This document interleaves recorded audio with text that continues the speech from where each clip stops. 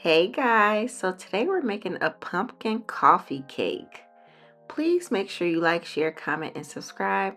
Let's get started with the recipe.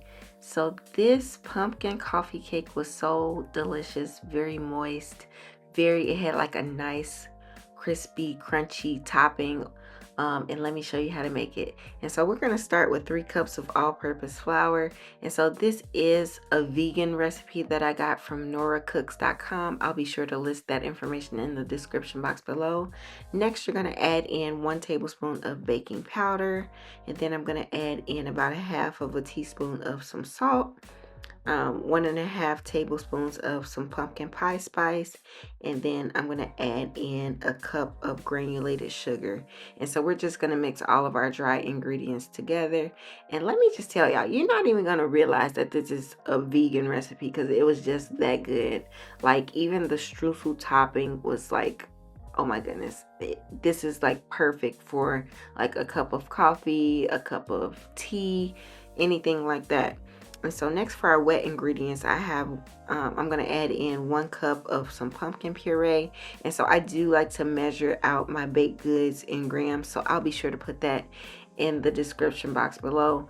And then I'm going to add in a half a cup of some avocado oil, or you can use any other neutral flavored oil like olive oil, probably even some vegetable oil. Next, I'm going to add in 1 cup of some unsweetened dairy-free milk. I used oat milk, but you can use soy milk, almond milk, cashew milk, whatever plant-based milk you like. And then I'm going to add in 2 teaspoons of some vanilla bean paste, or you can just use regular vanilla extract. And then I'm just going to whisk all of that together until it is combined. After that, you're going to add your wet ingredients to the dry ingredients, and then you're just going to whisk it together until everything is combined. You don't want to overmix the batter, but you do want to make sure that that is combined. And so I'm going to put that to the side while I make the streusel topping. And so I do have 1 stick or half of a cup of some plant butter that I melted.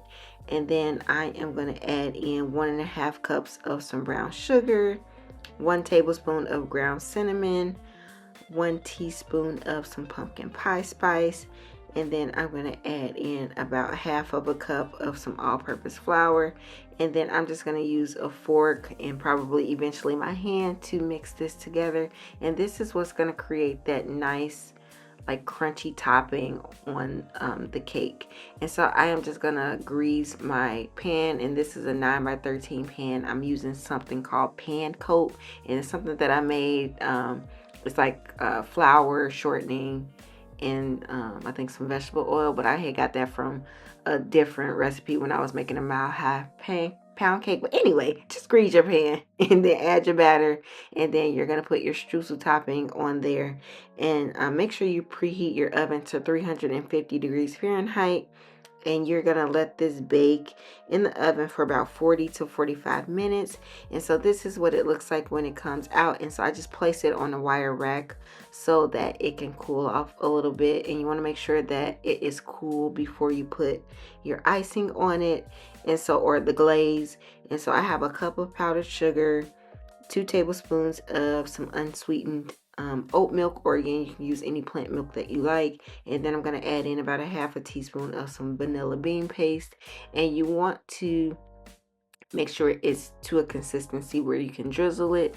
And so you're going to see me add more powdered sugar just to thicken it up a bit. And then I did add in like a little splash of some rum extract for some additional flavor. And I think rum is like perfect for fall, and it set this, coffee cake off. Okay. So I'm just gonna cut the cake into some squares, and then I am gonna take them all out of the pan and place them on the wire rack just so that they can cool off completely. But this is what it looks like. Again, this was like the perfect texture, and I was pleasantly surprised by the texture. And if you've made any type of vegan or plant-based dessert, sometimes it can be really, really dense, but this came out perfect. And so I'm just going to drizzle the glaze on a few of them. And these are the ones that we're going to eat right away. But this is the finished product, you guys. I hope you enjoyed this recipe. Please make sure you like, share, comment, and subscribe. See you next time. Bye.